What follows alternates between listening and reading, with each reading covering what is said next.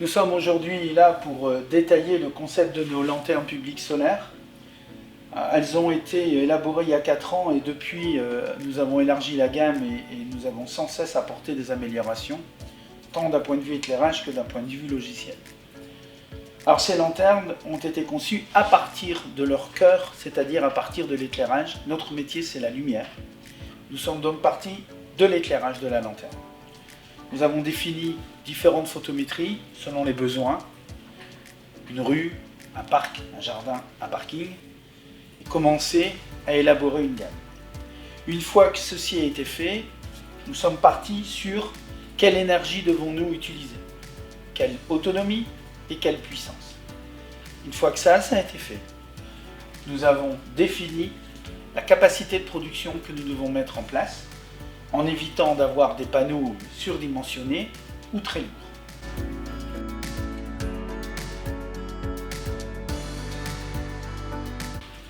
Commençons par la production. Les panneaux sont en silicone polycristallin. Ce sont des panneaux amorphes qui ont plus besoin de lumière que de soleil pour pouvoir produire de l'énergie. Dans notre gamme, les panneaux partent de 65 watts crête à 2 fois 120 watts crête. Ils sont sur un berceau en aluminium anodisé qui ne rouille pas et rattachés sur la lanterne par un outil permettant une orientation dans tous les plans. Ainsi, on optimise la prise de lumière et la production d'énergie. Petit détail, quelle que soit sa position, le panneau sert toujours de pare-soleil à la batterie.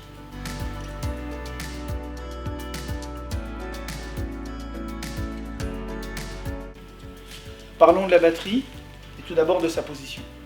Il y a 3 positions possibles: enterrée, en pied de mât ou sur le lanterne. Nous avons essayé les 3 possibilités. Enterrée, nous avons toujours eu des problèmes de rongeurs à un moment donné et des problèmes d'étanchéité. Dans le mât, nous avons été confrontés à des problèmes de vol. C'est facile d'ouvrir une porte, d'arracher la batterie et de partir. Dans la lanterne, déjà la batterie est un peu plus en hauteur, donc un peu plus protégée. Vous remarquerez qu'on ne distingue pas la batterie du reste.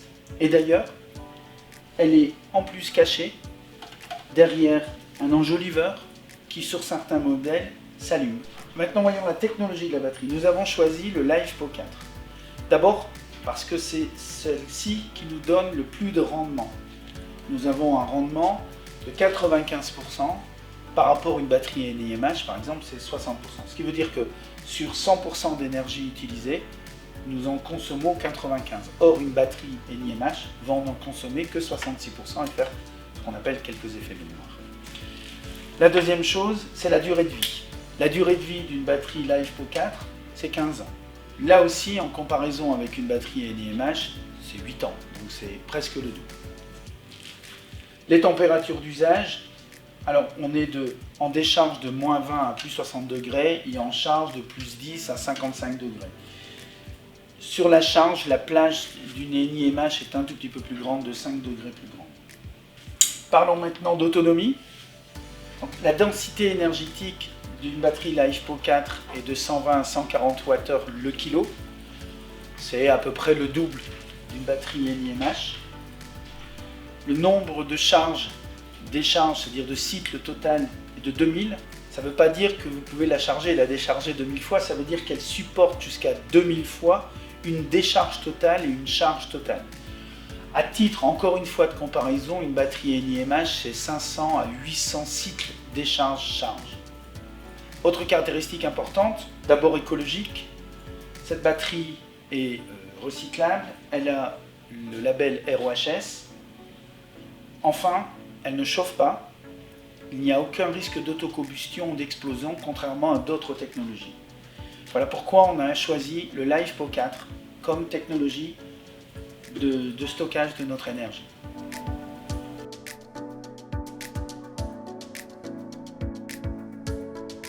Parlons maintenant du cœur de notre métier, la partie éclairage. Elle est disponible selon la taille et les modèles de 15 à 70 watts, de 2300 à 12 000 lumens. Ici, c'est une 40 watts, 7700 lumens. La vasque que vous avez au-dessus ça s'appelle une vasque, étant polyméthylacrylate d'acétylène. C'est une matière transparente extrêmement solide qui tient à peu près 600 kg au mètre carré, autant dire qu'on est en IK10. Vous remarquerez qu'on est en ULOR 0, c'est-à-dire que nous n'éclairons pas du tout le ciel. Évidemment, d'origine, elles sont toutes livrées en 3000K, puisque la loi nous oblige d'éclairer en milieu public en 3000K. Mais nous pouvons descendre, si vous éclairez dans un parc naturel par exemple, à 2700 ou 2400K. Et puis, dans des cas précis, vous pouvez monter à 5000, 6000K, il suffit de nous le demander. Voilà pour la partie éclairement.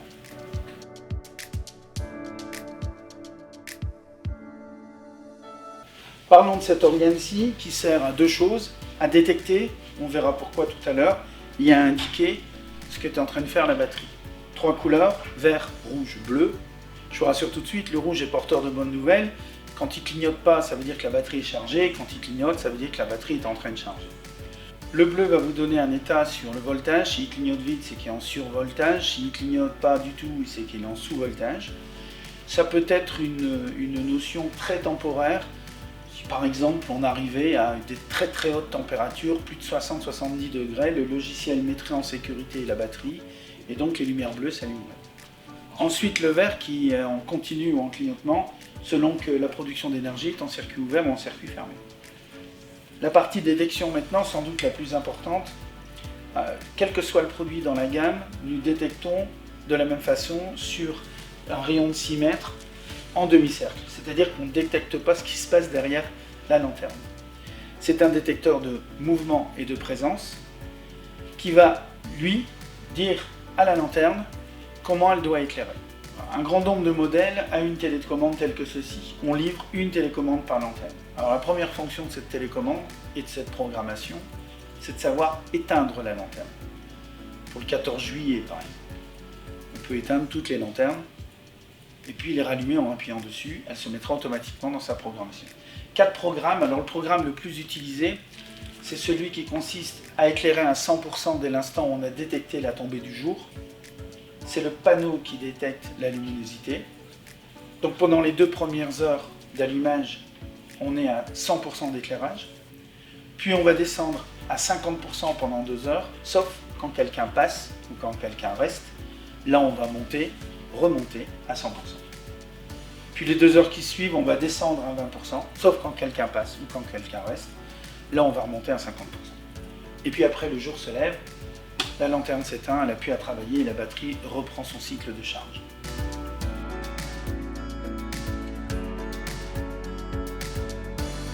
Parlons maintenant de la carrosserie de la lanterne.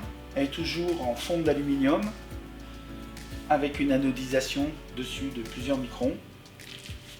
Alors ce qui est très important, c'est que nous avons favorisé la réparabilité, c'est-à-dire que chaque élément est réparable. On ne peut pas concevoir un modèle écologique en disant s'il y a une panne on change tout. On peut changer n'importe quelle pièce de la lanterne. Alors vous avez en haut ici, on l'a vu tout à l'heure, l'axe qui permet de positionner le panneau, et il y a l'inverse, vous avez ici l'accroche qui va permettre de venir se mettre dans le mât ou sur une crosse. Nous n'avons pas besoin de crever, c'est-à-dire de trou dans le mât, vous pouvez l'avoir, mais ce n'est pas obligatoire.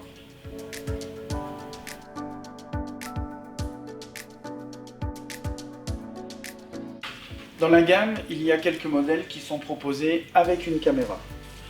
Alors cette caméra, tout d'abord, cette petite boîte qui est l'innovation, qui est la plateforme qui permet de gérer l'énergie de cette caméra. En effet, la caméra doit être fonctionnelle le jour comme la nuit. Cette petite boîte va donc détecter les cellules dans la batterie qui sont chargées et va les affecter à l'alimentation de la caméra. Alors la caméra elle est de 2 types, soit Wi-Fi comme celle-ci ou en 4G. Il suffit de nous le dire au moment de la commande. Elle est pilotable soit à partir d'un ordinateur portable, puisqu'on a l'application qui va avec, soit à partir de votre téléphone. Alors qu'est-ce qu'on peut y faire?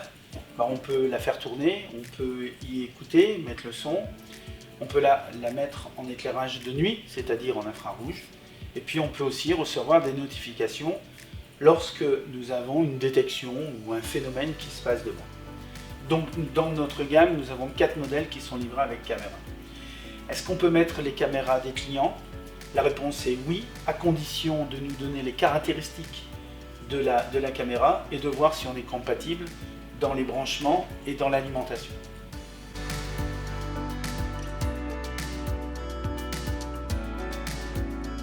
Alors, comme vous pouvez le constater, les modèles sont bien pensés et le fruit d'une évolution depuis 4 ans.